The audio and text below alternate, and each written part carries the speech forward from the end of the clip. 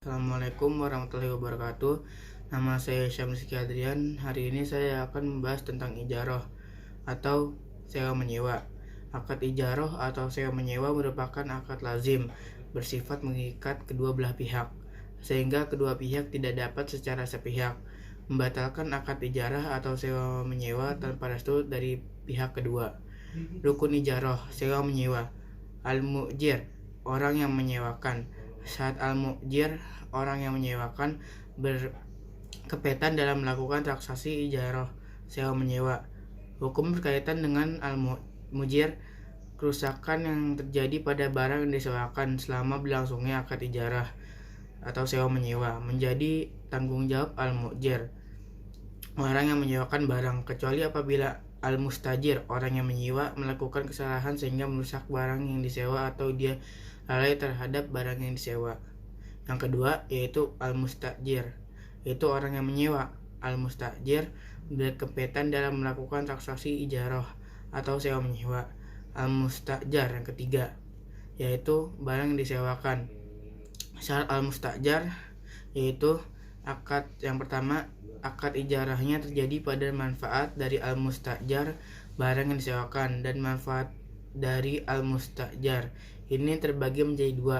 Yang pertama, manfaat yang terkait dengan manusia. Ini terbagi menjadi dua lagi. Yang pertama, terkait dengan waktu atau ajir khos, orang yang bekerja pada satu orang untuk masa tertentu. Yang hukum tidak dibebani apapun atas kesalahan dilakukan dengan tidak sengaja. Yang kedua, terikat dengan pekerjaan. Ajir mustarok, seseorang yang bekerja dengan profesinya dan tidak terikat oleh orang tertentu. Hukumnya dibebani bertanggung jawab atas kesalahan dilakukan sekalipun dengan tidak sengaja. Yang kedua, manfaat yang terkait dengan barang atau benda. Terjadi pada manfaat yang mubah bukan hal yang merupakan kurbah atau ibadah. Manfaatnya bisa diserahkan. Manfaat tersebut dimiliki oleh orang yang menyewakan. Manfaat yang disewakan dapat diketahui. Yang keempat, al-ujroh, upah atau bayaran terhadap orang yang disewakan. Saat al-ujroh, upah atau bayaran terhadap barang yang disewakan dapat diketahui baik secara tertulis atau diketahui secara urf, adat kebiasaan yang berlaku di masyarakat. Catatan dari ini adalah sah hukumnya menjadikan upah dalam sewa menyewa sebagai harga dalam jual beli. Yang kedua, hukum asal pembayaran upah dalam sewa menyewa adalah langsung dibayarkan setelah terjadi akad ijarah, kecuali jika kesepakatan pembayaran diakhirkan. Yang kelima, as-sigoh atau ijab qabul. Syarat as-sigoh atau ijab qabul adalah menunjukkan maksud tertentu atau dapat difahami dan dimengerti. Yang pertama merupakan perkataan atau ucapan. Yang kedua berupa buatan. Kita bahas lanjut ke al-qard, pinjam meminjam. Rukun al-qard atau pinjam minjam ada tiga. Yang pertama mukrid, orang-orang yang memberikan pinjaman. Syarat mukrid, orang yang memberikan pinjaman, adalah boleh untuk memberikan barang tersebut pada orang lain secara cuma-cuma. Yang kedua, muktarid, yaitu orang yang berhutang. Syarat muktarid adalah berkompeten untuk melakukan transaksi al-qard atau pinjam minjam.